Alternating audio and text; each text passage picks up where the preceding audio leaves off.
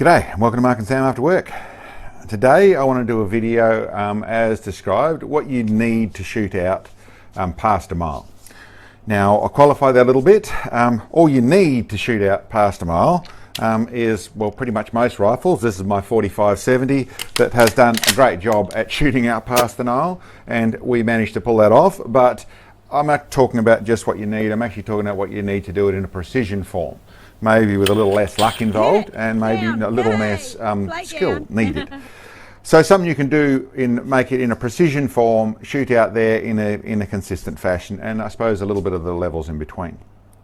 What I have in front of me is probably one of the rifles that fits into the sweet spot there, and this is actually a 7mm Rem mag. It's in a Manners stock, it's a bit custom, it's a heavy barrel and all the bits and pieces, but it does the job very easily. 7mm Rem mag, by the way, is the one in the middle of that selection there. But let's get in a little bit more into the details. If you're really planning on doing that, you want to be able to get to a place where you have got the area so you can shoot out to a mile, and you want to do that, there's a few things to consider. Now that can be what you've already got in your rifle cupboard, that can be what you're planning on buying, and I suppose it's also in reference to, is the mile where you're planning on starting your long range shooting and going out further, or is the mile where you ultimately just want to get to, and all the things that are involved. The first thing that I would suggest in the way of getting out to a mile is you need to have and do it in a semi or a precision form. You want a rifle that's capable of that sort of stuff. So it means we're moving into a rifle that is set up with, you can do it with a sporter barrel, but really a heavier barrel. So a varmint barrel doesn't need to be custom, but something in a heavier barrel format, something in a centerfire cartridge that has, and this ranges, we're going to talk about a conversation that goes everything from as little as a 223 right up to something as big as a 50 BMG and all the things that fit in between. With that, probably the first thing that I would suggest to make those decisions is to get yourself a either free or very cheap ballistic app for your phone or for your PC or notes or somewhere other to be able to work out what bullet drop you're going to need. And that is a crucial ingredient for later on when you start working out what ammunition is going to work for you, the ballistic coefficient of the bullet that you're going to need, whether that's shot-balked ammunition or that's hand-loaded ammunition, and what scope you're going to need, and those details. So let's step into it. I suppose to start off with, one of the things that you're also playing or figuring out is what conditions you're shooting in. And this is a relevance for a couple of things. There's a little bit of your bullet drop you're going to need, and in something, if you're using something like a 308 or a 223, both rounds that are capable of going there, but both rounds that need a lot of elevation to get out to that place. Now, the difference of one of the things that's involved also is as I said, conditions. So if you're looking at shooting into wet grass is what you've got to shoot into, or even a stony face on a hill where there isn't much dust or much to see your impacts, getting onto target can be a real challenge. So then you start to move into the larger bullets and the heavier calibers to be able to see your misses, to be able to get yourself onto target. If it's all shooting on target, you have a nice warning system or a nice indicator system you target, that's great, but unless you can see when you didn't hit, it's very hard to adjust to get yourself onto target. So your conditions are very, very, very important. You have a nice, dry, dusty paddock, dirt that flies up easily, whatever it is, even, and it's not something you should be doing a lot of, but those sort of ranges, but you're shooting into where there's even water, splash puddles and things like that, where you can see your impacts. That means you can come down in your caliber and still see to be able to get on easily. The positive of shooting the lower power, less obvious to see impacts, but lower power rifles, as they're easier to shoot, they're not pushing you around as hard, they take less effort to shoot, and generally less expense to shoot as well. So you can come down to, I mentioned 223, that's really pushing the boundaries. 308, it's a bit easier to see, it does a little bit easier, although the bullet drop's very similar. Your 6.5 Creedmoors, your 260 Remingtons, that sort of stuff, rounds that will do that job very easily, but if you have poor conditions to see where the bullet landed, to see those impacts, that makes it harder to do. So being able to shoot it really accurately but not seeing exactly where it goes means that, okay, that's harder to get onto target. Your big ones, vice versa. You start shooting that's a 300 rum, you start to shoot your 338 Lapurs, or go bigger, your 50 BMG, or your 416, or your 375 Shy-Tacs, that sort of stuff. Easier to see where the splash is, where your misses are, but bigger rifle, generally more expense in the process, and not as easy to shoot. It's not as simple as pull the trigger and the bullet goes exactly where it's pointing. There's a whole heap more recoil, and so being consistent can be harder. So there's always a balance to shoot through here. So let's get into some of the details of, we've worked out a caliber that you want to shoot with. It fits, you know that what sort of bullet drop to expect, you know your conditions you're shooting into, then how you're going to, what else do you need to make this work? I mentioned scope there. Now scope is important through you need a tactical scope to do that in an accurate form. So you need to be able to dial on, work out exactly and dial on, so you can actually then hold your crosshairs on your target by the fact that you're able to dial on with your scope. So a tactical scope to start off with. Power wise, it's a long way, it's a mile, so you'd want lots of power, wouldn't you? Well, no, not really. You'll find you'll get away with as low as 10 power. And that's still quite functional out there. 15 power is probably a sweet spot. You can go all the way up to whatever scope, 35 power, 30 power, 40 power, 60 power, whatever it is. With some scopes, you've got the ability to zoom in a long way. Trying to shoot very small targets, so you're trying to shoot a Coke bottle a mile or things like that, then yes, it helps to be able to zoom up. But the truth of it is, in a normal shooting format, we use a 24-inch target. One MOA is probably out at a mile, that's 17 inches, so a fairly small sort of target. Even that sort of stuff there, like I said, you can pull off with as little as 10 power. 15 power is probably the space that I would normally shoot. It's comfortable to see everything. You got a decent field of view, and it's normal to be looking at. So in the money versus effectiveness, you can get a set power, 10 power or 15 power scope that has the elevation you need. Let's say a nice benchmark at probably around the 100 minutes of elevation, which means you can plonk that on top of a fairly average setup. You almost get there with a 308, or it depends on your elevation and conditions, but you'd get in that with a 308. You're looking at I haven't done the maths on it, but it's around probably 80 minutes for something like the 260 Remington or the 6.5 Creedmoor. So you don't need a lot of scope to be able to do that quite well. What you do need, but, and a very important detail of your scope in your rifle setup, is your base.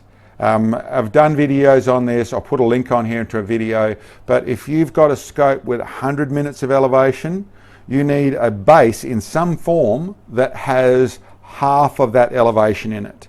So what I mean by that is, if you've got a scope with 100 minutes of elevation, you need it on a 50 MOA cant. So that whether that's a ring and base combination, or it's just a base with set rings, but you need 50 minutes in it. Now what that's about, that is so that you can zero at 100 yards and you can get full elevation. If you have a 100-minute scope and you just have it on the standard 20-minute rail with a straight set of rings, you're only going to end up with about 70 minutes of elevation. So you're probably not going to quite get there with your normal 6.5 Creedmoor. You're going to be using a certain amount of holdover to get onto a mile. Now you can do that. What I mean by that is you start moving the crosshairs up and you use the reticle to get onto your target. Ideally, You want to be able to put your crosshairs on and dial all the way there, but you need to set up your scope properly to do that. So that's something, look at that video, check it out, setting up your scope, but 15 para will do it, and a tactical scope that you've got your elevation so you can wind onto it. The rest of it in the way of the rifle, you don't need too much. In the way of the more precision is the better setup. What you're looking at with this one here, I have a good target stock. I've modified and put a TRG bipod on it. It will work just as well with a rail or even with a sling mounted bipod on the bottom of it. I've got videos on using bipods as well. I'll put another link in about that as to making it more consistent. But what I'm actually talking about with whether it's bipods, this rifle here you see has got a bag rider on it to run in a bag. I use my adjustable base down the back of it. What we're really talking about there is that the further out you shoot, the more, to start off with, your target's effectively getting smaller. The further away it is, the effectively it's getting smaller. It's not, but obviously with any inaccuracies, they're going to expand as you go out further. You've also got probably the biggest ingredient and the biggest thing that people are concerned about when they shoot out at a mile is my bullet's going to go transonic, so it's going to start to tumble and it's going to start to lose as it goes back through the sound barrier. It's going to lose stability and then it's going to go all over the place, not be able to shoot. By and large, from my experience, that isn't the case. That isn't what actually happens. What does happen is the conditions start to really affect your bullet. Your bullet speed has slowed down, which means it spends more time in the air out there, which means that it gets pushed around by the wind more. So that is the hardest thing to deal with. To counteract that, you've got two things that you've actually got to do. You've got to learn to read your conditions better. You've got to learn to work out what's going on out there. But to do that, you have to have a very good, stable platform. So any inaccuracies you have in the way you shoot, or any issues you have in the way of your rifle behaving badly, so whether it's jumping or it's ducking down at the back or it's pulling off to one side, all those details affect that consistency a huge amount, which makes a big issue. The other deal is spotting your own hits. Now with a good spotter and things like that, it can help you, but really you want that rifle to behave as well as it possibly can, so that then you are watching that to see the same result. You're seeing where your shot goes. You're able to watch it. To do that, a couple of things involved. Whether your bipod's set up well, your bag rider's set up well, your butt pad height is all set up properly, all relevant to how it behaves, but it also comes back into that caliber thing. When you talk about if you're shooting a 6.5 Creedmoor, it only takes a fairly averagely set up gun to be able to shoot really nicely. You lay down behind a 300 PRC, a 300 Win mag, a 7mm Rem mag, a 416 Barrett, you shoot behind, the bigger they are, the more thump they've got. So then the better the rifle needs to be set up. Now to a degree, when you go into buying the bigger ones, they tend to be, you're spending 2 to 3 to 4 to 10 times as much on some of the bigger rifles, and they are already set up to a degree. You can't count on that because it costs a lot of money and because it's got a lot of stuff on it. Doesn't mean it works well. You still may well need to set it up. But it does mean, and there is definitely the situation of the big guy with his 416 who should be able to do everything, gets outshot by the little guy with a lot less money, with a lot less rig, shooting the 260 Remington, a 6.5 Creedmoor, a 308, actually performing better even at those distances simply because the rifle shoots better. I think the rest of it, the likes of a muzzle brake is something that really does help. Now you don't need it, it's not a need thing, but like I said, if you go back to the need thing, this fella here can do it. The likes of a muzzle brake and a good muzzle brake works better because of that same control, because of not just the bullet release and how accurate it is there, but how stable the rifle shoots and how comfortable you feel. And a really important ingredient to this whole process is your trigger time, your practice, to where you are capable of being very comfortable in your shooting system, in your shooting platform, to make it all work properly. So what I'd finish off with, what you need to shoot precision. Let's go one MOA at 1 mile and beyond, your caliber is very much about your conditions and, to a degree, your budget, but your condition, it's very condition orientated. I've seen ridiculously small groups at a mile with something like a 6.5 Creedmoor. And that brings into all the other things that fit into that equation. You know, 6 mil SAWM, 6.5 mil SAWM, like I said, even a 308, the 7 mil 08, all that sort of stuff, all things that will shoot really well out there because the rifles are actually quite nice to shoot, quite easy to set up, shoot quite well. But if you've got any limitations in your conditions out there, so there's green grass on the ground, there's wet dirt, you haven't got proper stuff where you can see your misses very easily, those bullets are slowed down enough to where they don't have much impact there. So you need good conditions to be able to see. Once you've got your good conditions, or once you're on your target, then they're probably easier to shoot.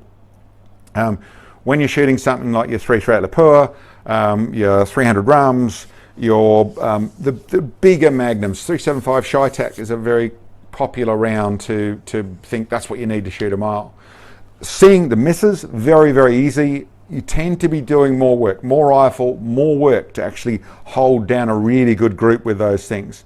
Now with good practice, good training, yes, awesome. And they're good all round thing, but it is not, like I said, not uncommon for those little fellas to outshoot them when depending on the circumstances.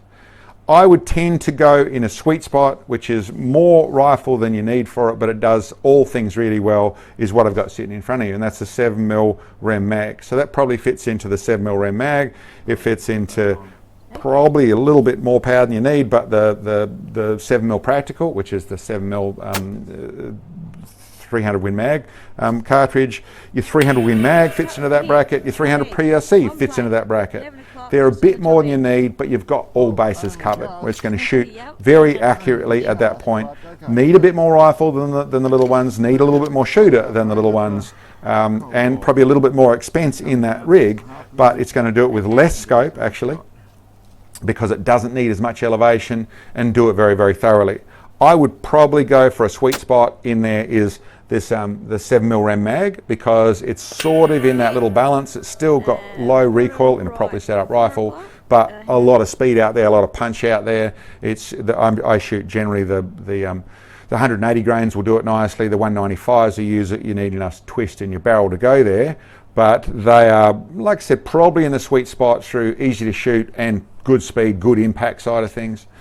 And then once you go to the really big stuff, you know, then it's really the 416 Barretts, the 460 Steers, the 50 cals, that sort of thing.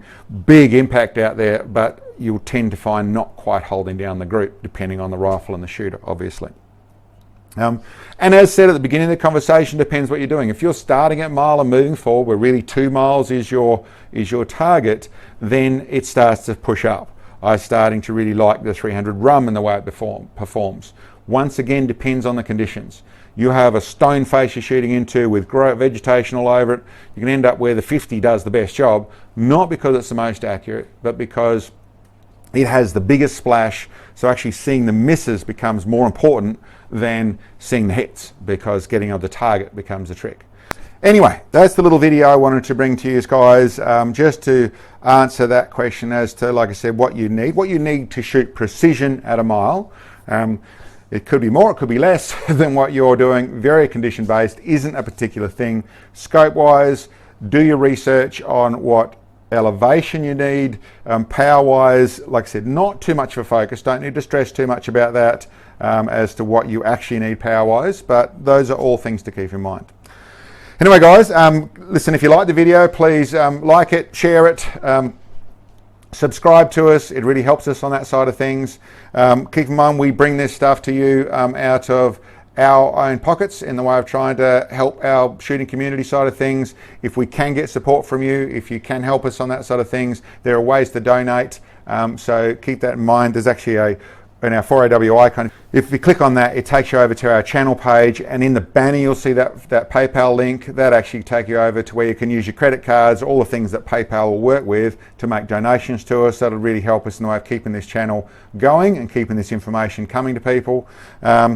And we've got products and bits and pieces. With the likes of the bases and bits and pieces, we sell stuff I design for make my shooting better, make Sam's shooting better. We now sell all over the world. So if you're keen on getting that sort of stuff, that would help us out too. Anyway, guys, thanks for checking in on us. We'll catch you next time.